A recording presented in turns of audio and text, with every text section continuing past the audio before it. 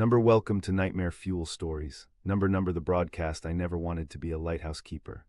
The job found me during a particularly dark chapter of my life: divorce, debt, depression, the unholy trinity that drove me to seek solitude. When the Maritime Authority advertised the position at Blackrock Lighthouse, I jumped at the opportunity. 6 months of isolation on a rocky outcrop 8 miles from the Irish mainland seemed like the perfect prescription for a broken soul. The lighthouse itself was a marvel of Victorian engineering, a 120-foot granite tower that had stood sentinel over the Atlantic since 1864. Modernized, of course, with automated LED beacons, satellite communications, and solar panels. My job wasn't to tend the light anymore, that was all computerized, but to maintain the systems, record meteorological data, and serve as a human presence in case of emergency. "You'll be the last live-in keeper at Blackrock," Director Hannigan told me during my brief training. "Budget cuts, after your contract ends, will go fully automated." I remember nodding, thinking it appropriate that I would be the final chapter in this lighthouse's human story. There was something poetic about it, something fitting for a man like me, who felt like an anachronism in the modern world. The helicopter dropped me off on a rare clear day in October. I watched it disappear into the horizon, leaving me with my crates of supplies, books, and equipment. The silence that followed was absolute, broken only by the rhythmic crash of waves against the rocks below and the occasional cry of seabirds. The first week passed without incident. I established a routine, maintaining logs, checking equipment, cleaning, cooking, reading. I'd brought enough books to last a year and had downloaded hundreds of movies and TV shows. The satellite internet was surprisingly reliable, though I tried to limit my online time. I was here to disconnect, after all. It was during the second week that I first noticed something odd about the radio. The lighthouse maintained an emergency frequency, standard procedure, but there was also an ancient shortwave radio that previous keepers had installed decades ago. Out of curiosity, I switched it on one evening and began turning the dial, listening to the static wash over me like the waves outside. That's when I heard it, a voice, faint but distinct, emerging from the white noise.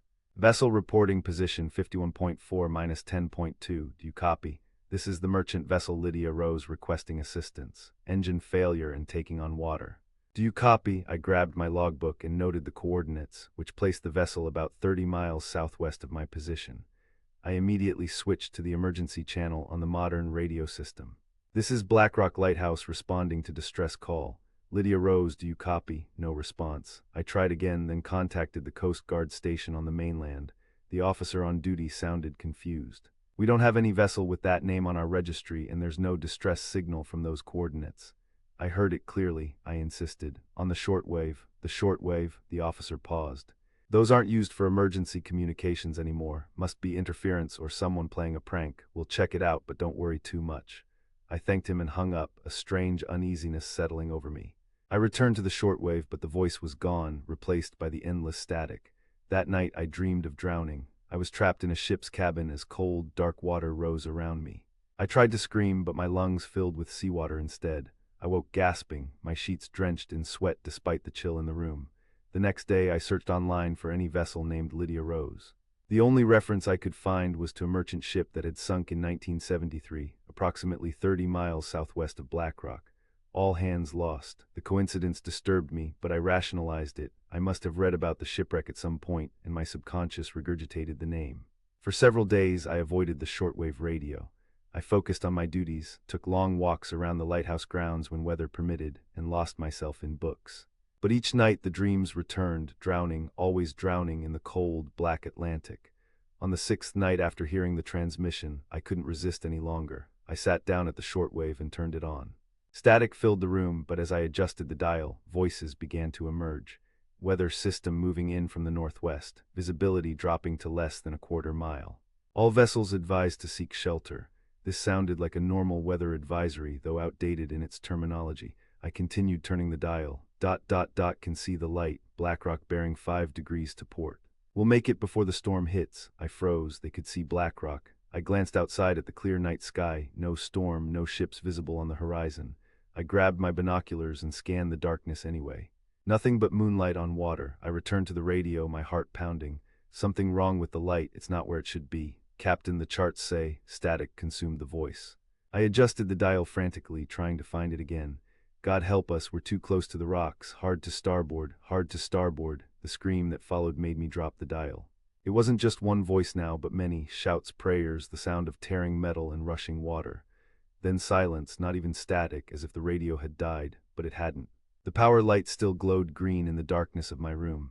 I sat there trembling for what felt like hours. Finally, I switched off the radio and went to my computer.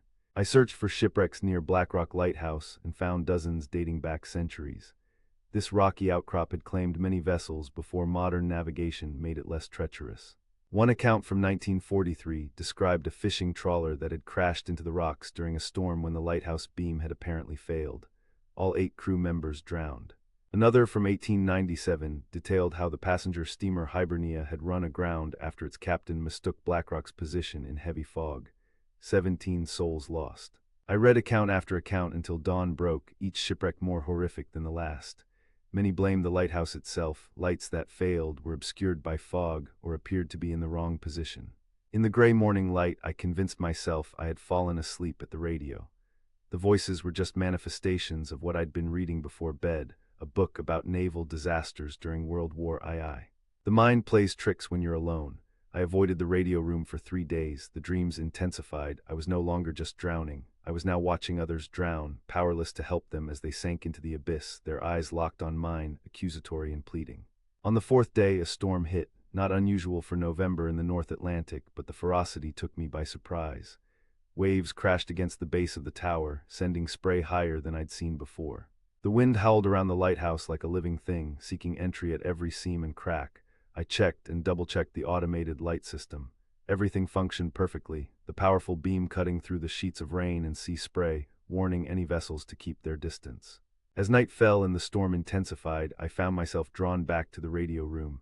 I told myself I was just being diligent, checking all systems during the tempest, but I knew I was lying to myself. The shortwave radio sat there, silent and dark. I switched it on. Immediately, voices burst from the speaker, so clear and loud it was as if the people were in the room with me. Mayday, Mayday, this is the fishing vessel St. Catherine. We've lost power and steering, taking on water. Position approximately 7 miles west of Black Rock Lighthouse. Request immediate assistance. This was current, it had to be. I grabbed the modern radio. Fishing vessel St. Catherine, this is Black Rock Lighthouse. I copy your Mayday. Coast Guard has been notified. What is your exact position? Over. No response on the emergency channel. I switched back to the shortwave. Can see the lighthouse, but something's wrong. The light it's moving. How can it be moving? My blood ran cold. I glanced at the monitoring systems. The light was functioning normally, rotating at its programmed speed and intensity. Captain says we're off course, but that's impossible. We've followed the bearing exactly. The light isn't where it's supposed to be. I rushed to the window, peering out into the storm. The beam from Black Rock cut through the darkness in its steady, mechanical rhythm. But then I saw something that made my heart stop. A second light, fainter but unmistakable, moving slowly across the water about a half-mile out. It couldn't be. There was no other lighthouse nearby, no other fixed light source that could be seen from here. I grabbed my binoculars, but the rain and spray made it impossible to see clearly. The mysterious light continued its slow movement, parallel to the shore, like a phantom lighthouse gliding across the waves. On the radio, panic had set in. We're being pulled toward the rocks. The engines are at full reverse, but we're still moving forward. What the hell is happening? I see people on the rocks. There are people standing on the rocks waving lights. God help us, we're going to hit. The transmission cut off in a burst of static. I frantically tried both radios, calling out to the St. Catherine, but received no response. I contacted the Coast Guard immediately. We have no mayday from any vessel called St. Catherine, the officer told me after checking. And our radar shows no vessels within 10 miles of your position. Are you sure about what you heard? Yes, and I saw a light out there moving along the water. Probably reflection from your own lighthouse on the rain clouds, he said, though his tone had changed, become more concerned, not for any ship but for me.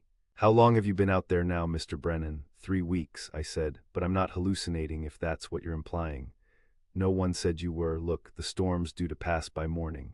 If there's any debris or signs of a wreck, we'll send a helicopter to check it out. In the meantime, try to get some rest, as if I could sleep after what I'd heard, what I'd seen.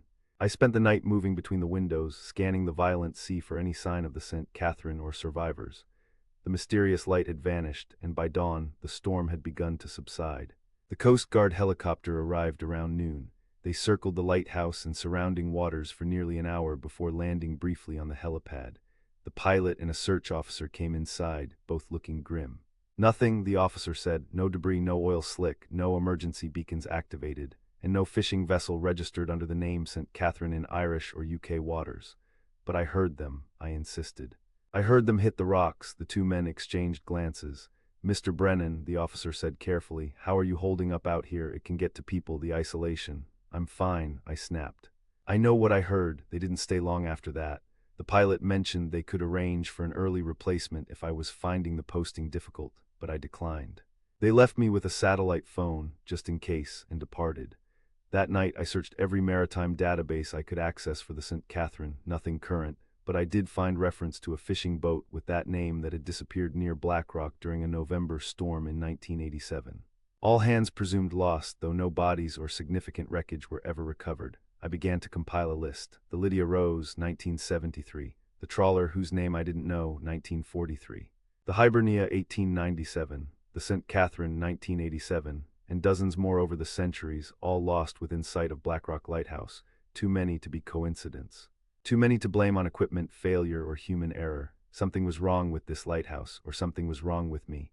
The following week passed without incident. No voices on the radio, no mysterious lights, no distress calls. My dreams of drowning subsided, replaced by dreamless, exhausted sleep. I began to think I'd experienced some kind of temporary stress reaction, not uncommon for people in isolation. Then came the fog. It rolled in from the east, unusual for this time of year, a dense white blanket that obscured everything beyond the lighthouse walls. The automated foghorn began its mournful bellowing, one blast every 30 seconds, warning vessels of the dangerous rocks. I sat in the kitchen that evening, reading by the light of a small lamp, trying to ignore the horn. The book, a thriller I'd picked up at the airport before flying to Ireland, failed to hold my attention. My eyes kept drifting to the window, though there was nothing to see but white mist pressed against the glass.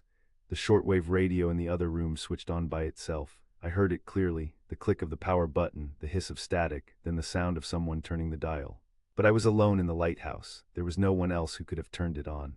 I rose slowly from my chair and moved toward the radio room, my heart pounding in my chest. As I approached, I heard voices emerging from the static, not one or two, but dozens overlapping, all speaking at once in a cacophony of terror and confusion. Light is wrong, rocks dead ahead, God save us, can't turn the ship, being pulled toward, people on the rocks with lights, help us. I stood in the doorway, paralyzed. The radio dial was turning on its own, slowly shifting back and forth as if an invisible hand was searching for the clearest signal. The voices continued, some fading as others grew stronger, all describing the same thing, ships being lured to their doom on the rocks surrounding Blackrock Lighthouse. Then one voice rose above the others, clear and distinct. It's the keeper. The lighthouse keeper is doing this. The dial stopped turning, the static cleared. He calls us with false lights. He wants us to die. I finally found my voice. No.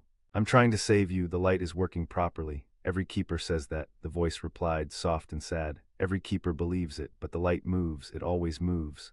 Who are you? I demanded. We are those who were lost. Those who were sacrificed, those who feed the hunger of this place. What do you mean, what hunger? The radio fell silent for a moment, then the voice returned, quieter now. Look in the logbooks, the real logbooks. Behind the false wall in the cellar, every keeper has kept one. Every keeper has known, eventually. The radio clicked off. I stood there, shaking, for several minutes before gathering the courage to move. The cellar. I'd been down there only once, to check the foundation after a particularly violent storm.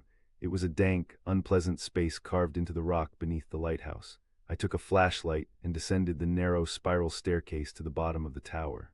The cellar door was heavy iron, perpetually damp and cold to the touch. It opened with a groan that echoed in the stairwell. The beam of my flashlight cut through the darkness, illuminating rough stone walls glistening with moisture.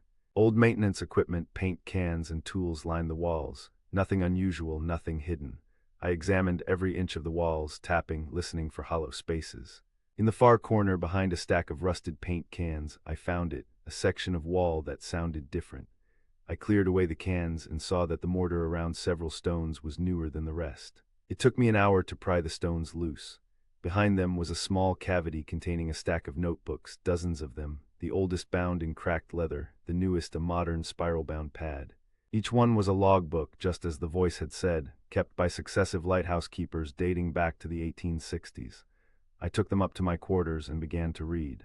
The first entry, dated November 1864, was written by Harold Winters, Blackrock's first keeper.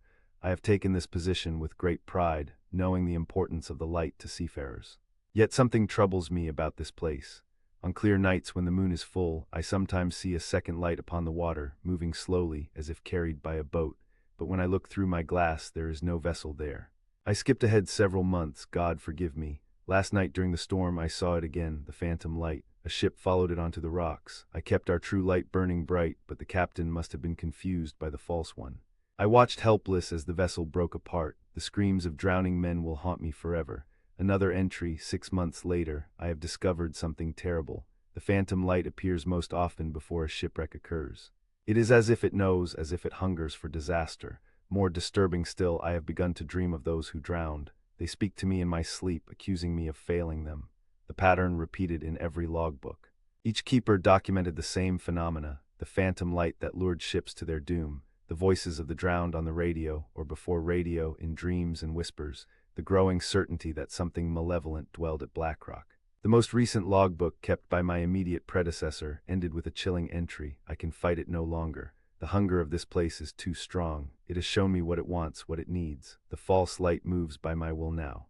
God forgive me for what I've done. God forgive me for what I will do. I closed the book, my hands trembling. Outside, the foghorn continued its mournful cry, but now it sounded different to my ears, not a warning, but a summons calling ships to their doom. I had to leave this place, I had to warn someone. I rushed to the modern radio and tried to contact the mainland. Static. The satellite phone they'd left me, no signal. The internet connection down. The fog had cut me off completely. As night fell, the fog grew thicker. I checked the automated light system. It was functioning perfectly, the beam cutting through the mist as it should.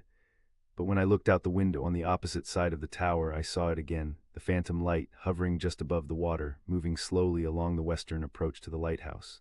Except this time I realized with horror it wasn't a phantom at all. It was a reflection of Blackrock's own light, but twisted, moved, positioned to guide ships not away from the rocks, but directly onto them.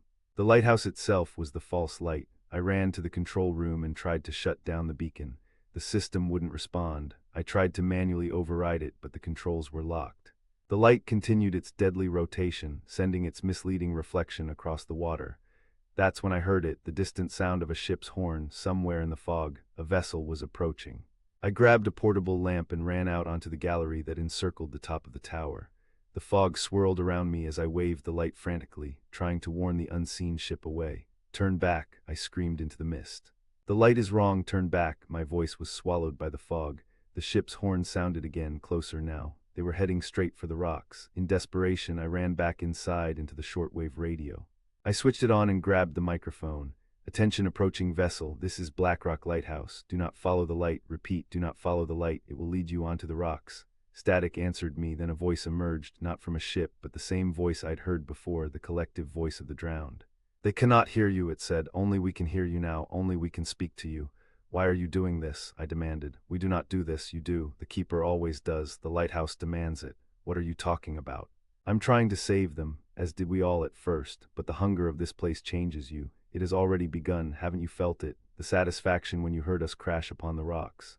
The sense of completion when we drowned." "No," I shouted. "I felt horror, I tried to warn you. Yet you did nothing when you first suspected something was wrong. You dismissed it as dreams, as stress, as imagination. You waited until it was too late, just as every keeper before you." I had no answer for that. The voice was right. I had doubted myself, had rationalized away the evidence, had failed to act until now. Outside I heard it, the terrible sound of a ship running aground, the screech of tearing metal, the distant shouts of panic. "No," I screamed, running back to the gallery. Through gaps in the fog, I could see the lights of a vessel tilted at an unnatural angle, waves breaking over its deck as it settled onto the rocks. "No, no, no," I watched helplessly as the ship began to break apart. The fog thinned just enough for me to see dark figures in the water, struggling against the current, being pulled under one by one. Then the fog closed in again, hiding the tragedy from view, but I could still hear them drowning, not just with my ears but in my mind, their terror, their confusion, their final desperate thoughts as the cold Atlantic claimed them. And God help me, underneath my horror I felt something else, a warmth spreading through my body, a sense of fulfillment, of hunger being sated. The lighthouse had fed, and I had helped it feed. I collapsed onto the gallery floor, retching, trying to purge the alien satisfaction from my system. This couldn't be happening. I couldn't be part of this. When I finally staggered back inside, the shortwave radio was on again, but silent except for static. I approached it cautiously. "Are you still there?" I whispered. "We are always here," the voice replied. "We are part of this place now, as you will be eventually." "What do you mean? No keeper leaves Blackrock?" "Not really. Our bodies may go, but our souls remain bound to the rocks, to the lighthouse, to the hunger." "I'm leaving," I said firmly. "My contract is up in 3 months, and I'm leaving." Laughter emanated from the speaker, hollow and cold. "Others have tried. Look at the final entries in their logbooks. See what happened to those who attempted to flee or expose the truth." I returned to the pile of logbooks and checked the final pages of each one. Keeper after keeper had documented their plans to leave, to alert authorities, to end the cycle of death. None had succeeded. Some had fallen from the tower. Others had drowned during attempted evacuation. Several had succumbed to madness and taken their own lives. A few had simply disappeared during supply deliveries or crew rotations. The most recent, my predecessor, had left no final entry at all, just a dark stain on the page that I now realized was blood. The Maritime Authority had told me he'd requested early termination of his contract due to family issues. Another lie. I sat amidst the scattered logbooks as dawn broke, the fog finally beginning to lift. In the gray morning light, I could see debris from the wrecked ship floating on the water, but no survivors. No bodies either. The rocks had claimed them all. The radio remained silent. The phantom light had vanished with the fog. Everything appeared normal except for the evidence of last night's tragedy scattered across the waves. I tried the communication systems again, still nothing. I was cut off, alone with the knowledge of what this place truly was. I had 3 choices. I could try to escape immediately, using the lighthouse's small emergency boat, but the logbook suggested that would end in my drowning. I could wait for the next supply helicopter in 2 weeks and try to leave then, but those who had attempted that had met with accidents or had their reports of supernatural occurrences dismissed as isolation-induced psychosis. Or I could accept my role, become the keeper in truth as well as name, feed the lighthouse's hunger, and in doing so feed the strange, terrible satisfaction I had felt last night. No, there had to be another way. I would document everything, gather evidence, find a way to expose the truth that couldn't be ignored or explained away. As I write this entry, I am aware that I am following the exact pattern of my predecessors. They all thought they could break the cycle. They all believed they were different. None of them succeeded. The shortwave radio has turned itself on again. Static fills the room as I write these final lines. I know what will emerge from that static soon. The voices of last night's victims, joining the chorus of the drowned, accusing and seductive at the same time. And when the next fog rolls in or the next storm, I will struggle against the compulsion to misdirect the light, to lure more ships onto the rocks. I will fight the hunger that I can already feel growing within me, but the logbooks suggest that my resistance is futile. No keeper has ever broken free of Blackrock's influence. The hunger always wins. I hear a helicopter approaching. The weekly mail and supply drop right on schedule. I should run out, flag them down, beg to be taken away from this place. But I find myself hiding the logbooks instead, replacing the stones in the cellar wall, wiping away evidence of my discovery. The hunger is already working on me. God help the ships that pass Blackrock Lighthouse. God help me. And God help my replacement 6 months from now when they find my logbook hidden behind the wall and the cycle begins again. The radio static is forming words now. I can hear them calling to me. The keeper, the betrayer, the feeder of the light, welcome to Blackrock.